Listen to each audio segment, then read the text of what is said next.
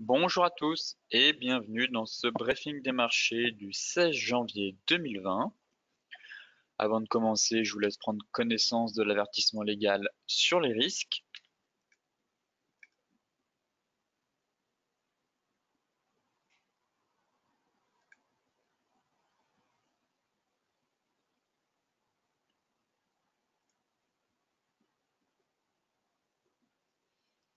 Alors tout de suite, on va s'intéresser à l'actualité des marchés. Hier, les bourses européennes, elles, ont terminé un peu en ordre dispersé, si vous voulez, avant l'accord commercial entre la Chine et les États-Unis. Les investisseurs faisant toujours preuve de retenue concernant la signature qui était imminente de ce fameux accord commercial. Les bourses européennes, elles, ont réduit leurs gains et Wall Street a atteint de nouveaux plus hauts après les déclarations de Larry Kudlow, le conseiller économique du président américain, qui a levé le voile sur certains aspects de l'accord commercial avant la signature. Toutefois, le secrétaire américain au Trésor avait aussi ravivé la nervosité du marché sur le sujet en déclarant mardi justement que les États-Unis maintiendraient les droits de douane sur les produits chinois jusqu'à l'achèvement de la phase 2 de l'accord. Côté US, eh bien justement, Wall Street a terminé en hausse après la signature de l'accord commercial de phase 1 entre les États-Unis et la Chine après des mois de conflit. Les États-Unis et la Chine ont signé alors à la Maison-Blanche une trêve commerciale prévoyant une baisse de certains droits de douane et l'achat par Pékin de 200 milliards de dollars de biens et services américains supplémentaires au cours des 2 prochaines années.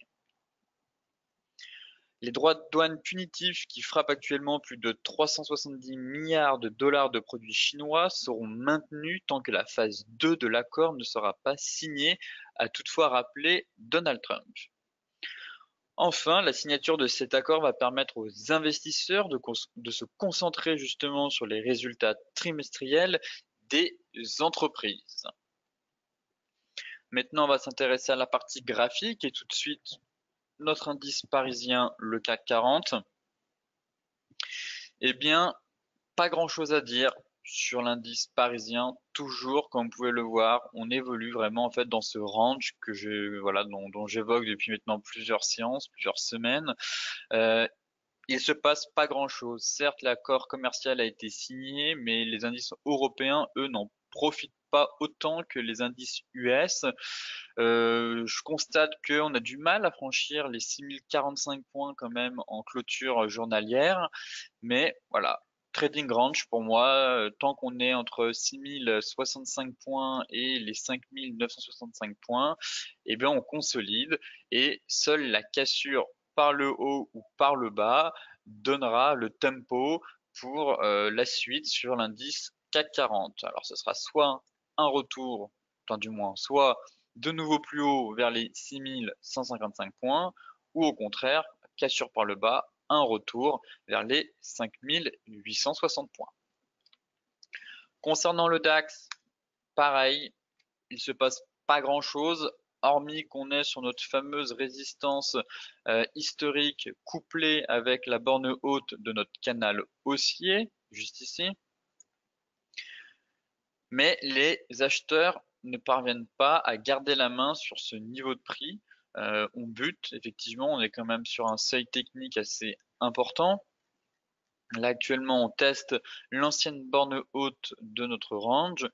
Alors, soit le marché, effectivement, prend appui et essaye de redémarrer vers le haut pour revenir une nouvelle fois tester vers les 13 580, 13 600 points sur excès, ou au contraire, on a encore le gap qui est laissé ouvert juste ici. Il n'a pas été totalement comblé avec cette bougie qui est là. Donc, on pourrait venir chercher les 13 330 points là à court terme pour vraiment venir fermer ce gap. Et ensuite, derrière, si on doit corriger un peu plus, ce serait voilà, de venir prendre appui sur notre oblique haussière vers les 13 180, 13 220 points. Concernant le Dow Jones, très haussier, l'indice américain très solide surtout, difficile d'avoir des replis pour le moment sur l'indice US. La tendance est très soutenue et très forte. Les acheteurs gardent la main pour le moment. On est certes dans notre canal haussier qui est juste ici. On évolue dans ce gros canal haussier. Là actuellement, on est sur la borne haute. On essaye de, voilà, notre borne haute vient coiffer les prix et derrière, à plus court terme, avec une pente assez raide, je peux encore cadrer la dynamique des prix à l'intérieur d'un autre canal haussier. Donc pour moi, voilà, pour moi l'indice se trouve à la croisée des chemins là actuellement. Soit on a vraiment un repli direction la borne basse de ce canal, on casse et on va sur les 28 075. Soit derrière on a des résultats d'entreprise excellents, le marché devient on va dire complètement euphorique et on sort par le haut de notre canal. Dans ce cas-là, ce serait voilà en direction des 29 650 points. Côté Forex, on va regarder l'USD CHF. Configuration technique assez intéressante sur le dollar face au franc suisse. On est venu franchir les 0,96,9, ancien support plus bas depuis août et juin 2019. Actuellement, on est sur support. On travaille à un gros support technique et je constate aussi la formation d'une divergence haussière qui est en train de se mettre en place sur RSI, juste ici. Alors, plusieurs scénarios possibles. Le premier, c'est que le marché trouve un appui sur les 0,9625. Derrière, cette divergence n'est pas validée. Pour le moment, il y a juste une formation. Il faudra attendre que l'indicateur remonte au niveau des 43, 44 pour valider. Mais on pourrait matérialiser un creux à moyen terme si on a un rebond sur ce niveau pour revenir tester les 0,96,9 et ensuite essayer de repartir. Et derrière, justement, comme cette divergence n'est pas encore validée, le marché pourrait aussi corriger un peu plus. Dans ce cas-là, vraiment, le gros support à surveiller, ce sera les 0,9555. C'est un niveau de prix, ici, qui correspond à la mèche, presque une zone de polarité. Mais voici les deux scénarios, soit un rebond technique sur ce support, soit au contraire, là pour le moment je vois pas de chandelier de retournement, même sur des unités de temps plus courtes. Donc voilà, on va attendre de voir ce que ça va donner en journalier. Mais sinon, on pourrait avoir une correction un peu plus profonde et dans ce cas-là, ce sera les 0,9555 à surveiller.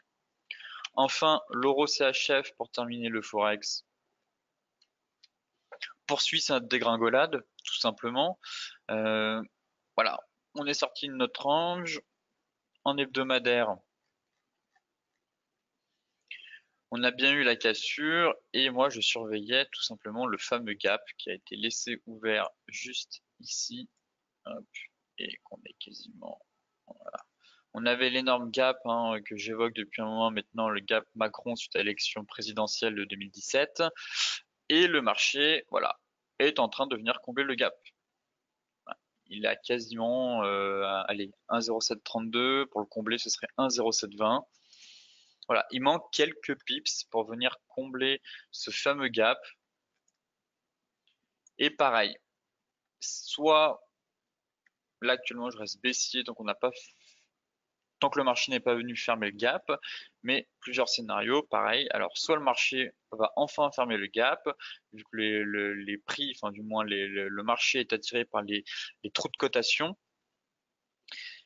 et donc un rebond envisageable sur les 1,0720 ou sur les 1,0665. Les 1,0720, comme je le disais, c'est la fermeture du gap. Le marché, voilà, pourrait rebondir.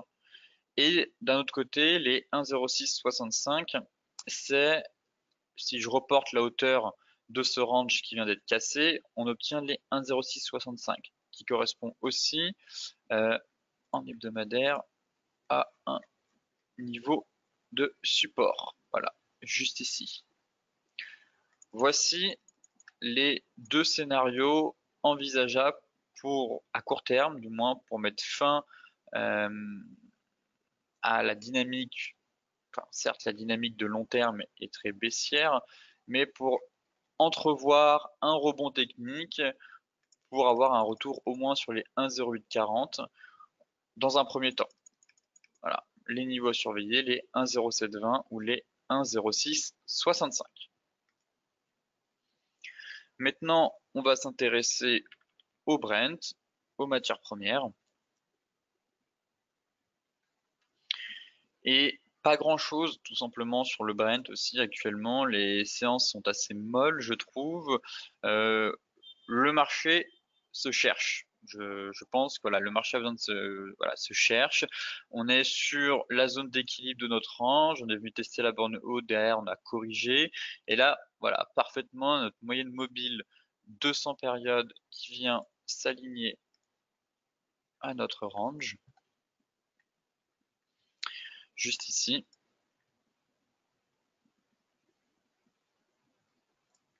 Voilà.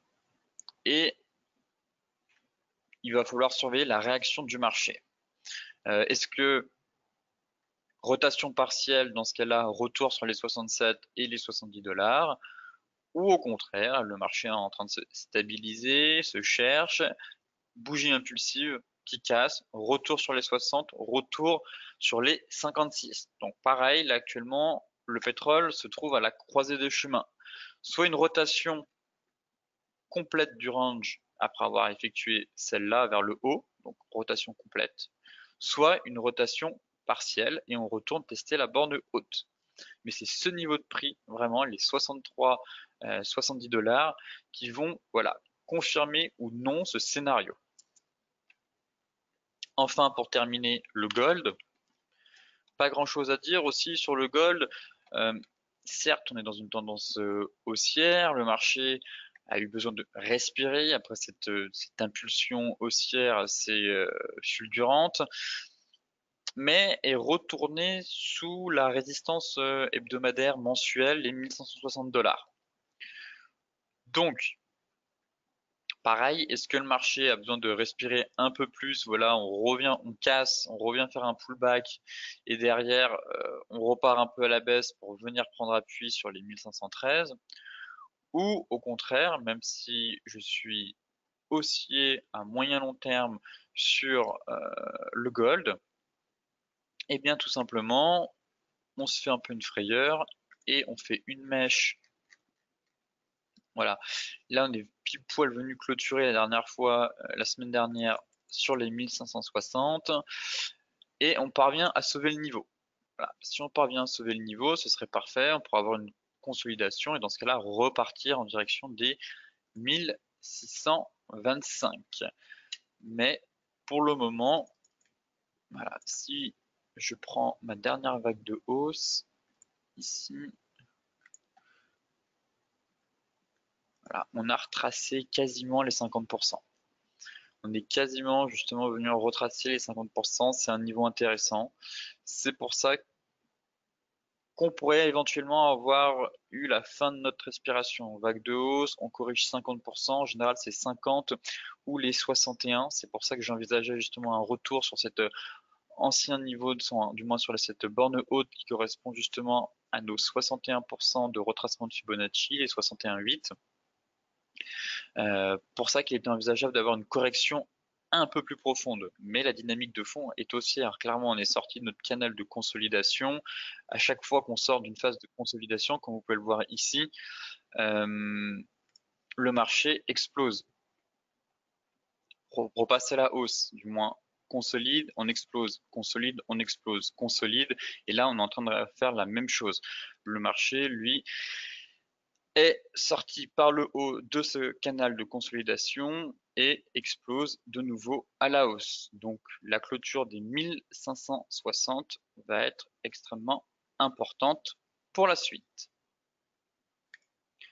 Ce briefing des marchés touche à sa fin. Pour celles et ceux qui souhaitent consulter l'article dans son intégralité, je vous mets le lien dans la description de la vidéo. Sur ce, je vous souhaite à toutes et à tous une excellente journée, de très bons trades et on se retrouve demain matin pour faire un nouveau point sur les marchés.